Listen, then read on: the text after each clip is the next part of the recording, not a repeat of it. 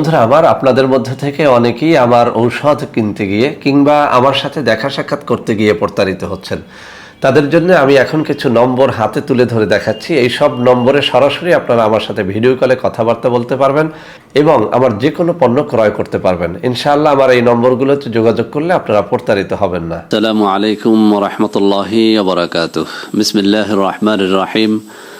আলহামদুলিল্লাহি রাব্বিল আলামিন ওয়াল আকিবাতু লিল মুত্তাকিন ওয়াসসালাতু ওয়াসসালামু আলা নাবিয়্যিহি মুহাম্মাদিন ওয়া আলিহি ওয়া আসহাবিহি আজমাইন। আম্মা বাদ।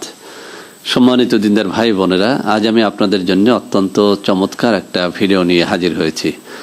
বন্ধুরা আমার, বেশ কিছুদিন আগে আমি দাঁত পরিষ্কার নিয়ে অত্যন্ত চমৎকার একটা ভিডিও আপলোড করেছিলাম। তো বন্ধুরা আমার, সেই ভিডিওর নিচে অনেক ভাই ও বোন কমেন্ট করে বলেছিলেন যে স্যার, আপনার এই রেমেডিতে দাঁতের উপরিভাগটা বেশ পরিষ্কার দেখা যাচ্ছে বা পরিষ্কার হয়ে যাচ্ছে, কিন্তু তারা যে কথাটি বলেছিলেন যে দাঁতের যে ভেতরের অংশটা, একদম উল্টা দিকের অংশটার মধ্যে অনেক দাগ পড়ে আছে, অনেক পাথরের কণা জমে আছে, যেগুলো যাচ্ছে না।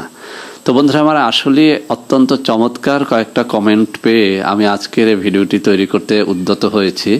বন্ধুরা আমার, আসলে কিন্তু মুখের ভেতরের দিকের দাগগুলো, অর্থাৎ দাঁতের ভেতরের দিকের, দাঁতের উল্টা দিকের যে দাগগুলো, এটা কিন্তু সচরাচর আপনার আমার নজরে পড়ে না। কিন্তু আপনি একটা আয়না সামনে নিয়ে এরপরে ভালো করে যদি তাকান, তাহলে দেখবেন যে আপনার উপরের দিকটা একদম চকচকা পরিষ্কার, কিন্তু দাঁতের ভেতরের দিকটা, উল্টা দিকটা, উপরের এবং নিচের উল্টা দিকটার মধ্যে রয়েছে অনেক অনেক ময়লা, অনেক কালো, এবং অনেক সময় সেখানে পাথর জমে যায় এবং অনেকগুলো দাগ সেখানে দেখা যায়।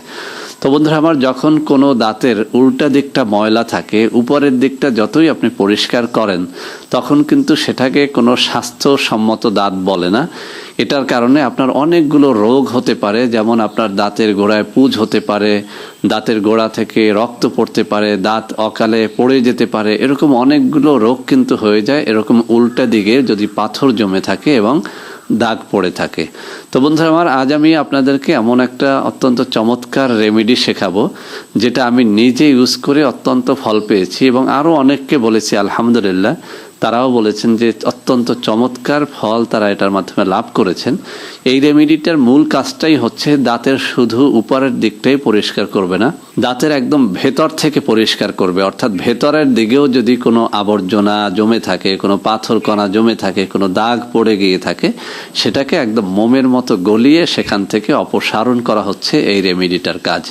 তো বন্ধুরা আমার, এটা কিন্তু খুব খুব জরুরি, কেননা আমরা সবসময় ব্রাশ করি উপরের দিকে, যে কারণে উপরের দিকের ময়লাগুলো চলে যায় এবং সেটা জমতে পারে না, কিন্তু ভেতরের দিকটায় আমাদের ব্রাশ করার পার্সেন্টেজটাও কম থাকে এবং আমরা অনেকে খেয়ালই করি না যে দাঁতের ভেতরের দিকে অনেক দাগ পড়ে গেছে।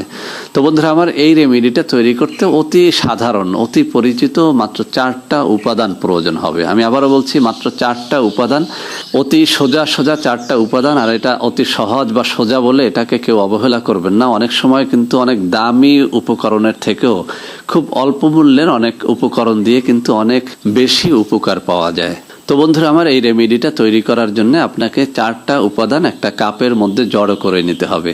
1 নম্বরে আপনাকে নিতে হবে বেশ কয়েকটা রসুনের কোয়া, অর্থাৎ আপনি 4 থেকে 5টা রসুনের কোয়া নিয়ে নিন।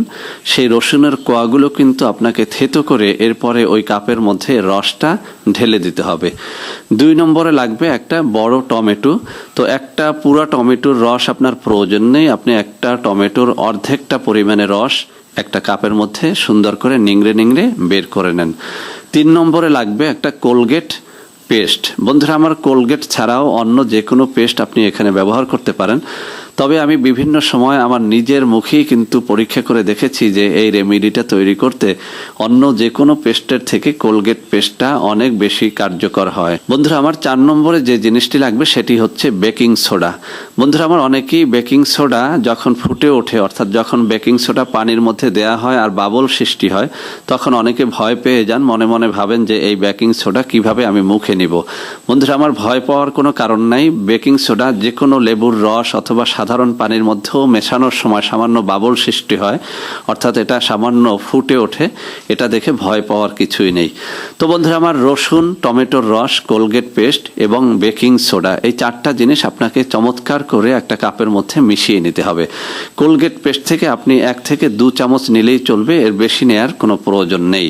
তো বন্ধুরা আমার, অতি সাধারণ 4টা জিনিস দিয়ে আপনি কিন্তু চমৎকার একটা রেমেডি তৈরি করে ফেললেন। আমি চ্যালেঞ্জ দিয়ে বলছি, বাজারের যে কোনো পেস্ট থেকে আপনার এই নিজের হাতে তৈরি করা পেস্টটা কিন্তু অনেক বেশি স্বাস্থ্যসম্মত, অনেক বেশি চমৎকার। কেননা এই রসুনের মধ্যে রয়েছে এমন কিছু উপাদান যেটা আপনার এই যে দাঁতের গোড়ায় জমে থাকা পাথরগুলোকে একদম মোমের মতো গলিয়ে দেয়। এরপরে টমেটোর মধ্যে রয়েছে এমন কিছু উপাদান যেটা আপনার দাঁতের স্বাস্থ্যের জন্য অত্যন্ত কার্যকর, অর্থাৎ আপনার দাঁতকে সুস্থ রাখার জন্য, আপনার মুখটাকে দুর্গন্ধ মুক্ত করার জন্য কিন্তু এই চমৎকার একটা উপাদান হচ্ছে এই টমেটোর রস। তো বন্ধুরা আমার, সর্বশেষে যে কথাটি আমি বলেছি যে বেকিং সোডা, এই বেকিং সোডা কিন্তু চমৎকার একটা জিনিস মুখের দুর্গন্ধ দূর করা এবং দাঁতকে পরিষ্কার করার জন্য। এই যে রেমেডিটা তৈরি করেছেন, একটা ব্রাশের মধ্যে ডুবিয়ে নেন, এরপরে হালকা করে আপনার দাঁতের ভেতরের দিকটা এবং বাহিরের দিকটা, উভয় দিকটার মধ্যে আপনি হালকা করে 2-3 মিনিট ধরে ব্রাশ করতে থাকেন। যেহেতু আজকে আপনার প্রয়োজন হচ্ছে দাঁতের উল্টা দিকের ময়লাগুলো পরিষ্কার করা, সেজন্য আমি বলবো আজকে আপনি উপরের দিক যতই কম ব্রাশ করেন না কেন, একটু বেশি করে ভেতরের দিকটায় এই রেমেডিটা পৌঁছে দেন ব্রাশের মাধ্যমে, এবং ধীরে ধীরে ধীরে ধীরে একদম দাঁতের গোড়াতে যেন এই রেমেডিটা পৌঁছে যায় সেই ব্যবস্থাটা করেন একটা ব্রাশের মাধ্যমে। তো বন্ধুরা আমার, আপনি একদিনেই হয়তো রেজাল্টটা পাবেন না, কিন্তু আপনি যদি পরপর 7 দিন এই কাজটি করতে পারেন, আপনি দেখবেন মাত্র 2 থেকে 3 দিনের মধ্যে আপনার দাঁতের ভেতরের পাথরগুলো অপসারিত হয়ে গেছে, গোড়ার ময়লাগুলো চলে গেছে, একদম উল্টো দিকের দাগগুলো কিন্তু চলে গেছে। তো বন্ধুরা আমার, এটি কিন্তু অত্যন্ত চমৎকার এবং অত্যন্ত কার্যকরী একটা রেমেডি। আপনি যেদিন প্রথম ইউজ করবেন, আপনি কিন্তু সেদিনই যদি আয়নার মধ্যে দেখেন, আপনি লক্ষ্য করবেন যে আপনার দাঁতের উপরের দিকের হলদে ভাবটা কেটে গেছে এবং ভেতরের দিকের অনেকগুলো দাগ কিন্তু রিমুভ হয়ে গেছে। বন্ধুরা আমার, এটা নিজের আবেগ থেকে বলছি না, নিজে ইউজ করে বলছি, এবং যারা এটি আমার কাছ থেকে শিখে ইউজ করেছে তারা কিন্তু এখন কন্টিনিউয়াসলি এটি ইউজ করতেছে। এটা যেভাবে তৈরি করা সোজা, আবার এটা ইউজ করাও কিন্তু অত্যন্ত সোজা। আর সোজা বলে এটাকে কেউ অবহেলা করবেন না, নিশ্চয়ই নিশ্চয়ই এর মাধ্যমে আপনারা ফল পেয়ে যাবেন। তো বন্ধুরা আমার, আশা করি আজকের এই ভিডিওটি যে সমস্ত ভাই ও বোনের দাঁতের মধ্যে দাগ পড়ে গেছে, বিভিন্ন রকমের পাথর কণা জমে গেছে, দাঁতের গোড়া থেকে রক্ত পড়তেছে, পুঁজ পড়তেছে, বিশেষ করে যে সমস্ত ভাই ও বোনের মুখ থেকে দুর্গন্ধ আসতেছে, তাদেরকে বলবো এটার মাধ্যমে আপনি সপ্তাহে কম করে হলেও 2 থেকে 3 দিন আপনি এটা ইউজ করেন, ইনশাল্লাহ আপনার দাঁত নিরোগ হবে, মুখ থেকে দুর্গন্ধগুলো চলে যাবে এবং দাঁত একদম মুক্তোর দানার মতো ঝকঝকা পরিষ্কার হবে। সবশেষে একটা কথা বলি বন্ধুরা আমার, মুখ থেকে দুর্গন্ধ আসলে কিন্তু ফেরেশতাও ওই লোককে ভালোবাসে না।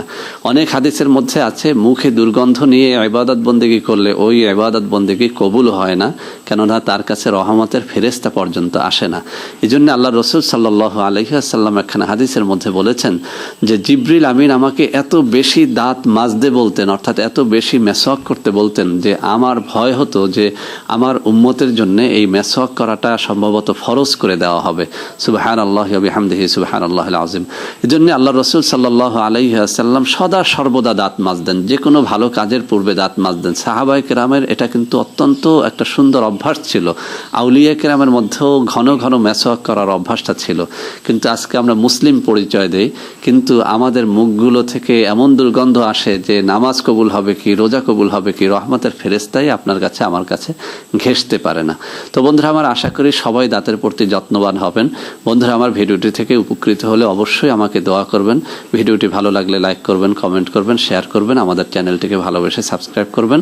আল্লাহ হাফেজ। আসসালামু আলাইকুম ওয়া রাহমাতুল্লাহি ওয়া বারাকাতুহু।